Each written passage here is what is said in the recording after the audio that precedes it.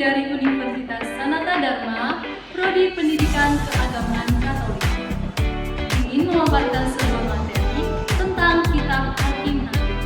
Sebelum pada materi, terlebih dahulu kami memperkenalkan diri. Perkenalkan, nama saya Dewi Gita Barutu dan teman saya Suster Claudia. Selamat menyaksikan. Saya akan menjelaskan Kitab Hakim-Hakim. Yang pertama, latar belakang Kitab Hakim-Hakim. 1. Kitab Hakim-Hakim adalah salah satu kitab perjanjian lama sebelum Kitab Taurat. Yang kedua, Kitab Hakim-Hakim menjadi mata rantai utama sejarah antara zaman Yosua dan zaman Israel.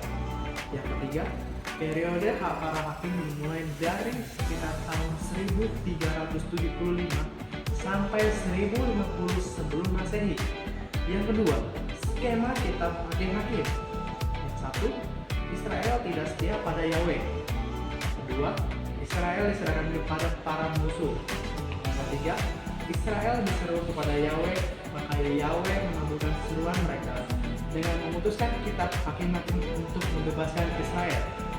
Yang ketiga, pembagian dari Kitab Hakim-Hakim. Bab 1 dan 2 menjelaskan Israel tidak menghalau orang Kanaan yang masih tersisa di sana. Yang kedua, bab 3 sampai 16 menceritakan bertambah rusaknya para hakim bangsa Israel. Yang ketiga, bab 17 sampai 21 menceritakan memperlihatkan kejahatan bangsa Israel secara keseluruhan. Materi selanjutnya akan dijelaskan oleh teman saya.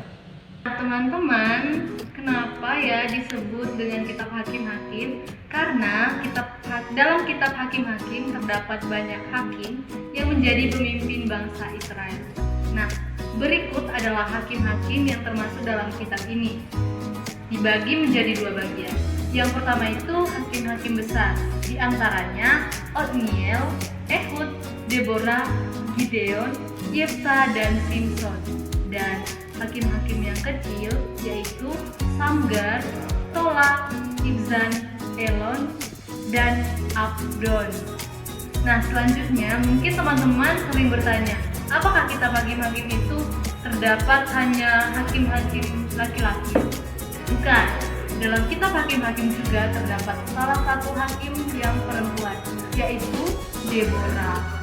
Siapakah Deborah tersebut? Nah, Deborah itu ialah salah satu pahlawan wanita dalam sejarah bangsa Israel. Dia adalah salah satu wanita yang paling bertalenta di dalam Alkitab. Seorang istri, ibu, nabi, hakim, penyair, dan juga pemimpin politik. Nah, materi selanjutnya akan dijelaskan oleh teman saya.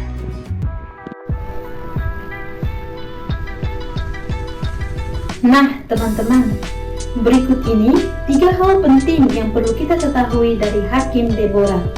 Yang pertama, Hakim Deborah adalah wanita bijaksana yang aktif dalam pelayanan Tuhan.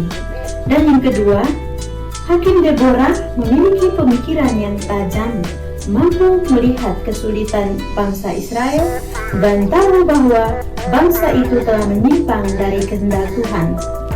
Dan yang ketiga adalah Hakim Deborah adalah hakim yang membawa kedamaian bagi bangsa Israel. Lalu di sini juga saya akan memberikan salah satu ayat yang menarik untuk kita renungkan bersama, yaitu dari Hakim-Hakim bab 10 ayat 15. Kata orang Israel kepada Tuhan, "Kami telah berbuat dosa, lakukanlah kepada kami segala yang baik di matamu. Hanya tolonglah kiranya kami sekarang ini." Ini adalah ayat yang menarik untuk kita renungkan bersama, karena di sini kita melihat bahwa bangsa Israel dengan segala kelemahan yang mereka miliki, mereka datang kepada Tuhan dan mengakui bahwa mereka telah berbuat dosa. Nah, teman-teman, lalu apa pesan dari kitab Hakim-Hakim untuk kita saat ini? Jadi, pesannya seperti ini. Pentingnya memegang teguh iman kita kepada Tuhan dan hidup sesuai dengan hukum-hukumnya. Ketika kita mengalami konsekuensi yang tidak diinginkan, tetapi ketika kita memegang teguh iman dan hidup menurut prinsip-prinsip Tuhan, maka kita dapat mengalami berkat dan kedamaian. Sekian, terima kasih. Terima kasih teman-teman sudah menyaksikan video singkat dari kelompok kami. Semoga bermanfaat ya.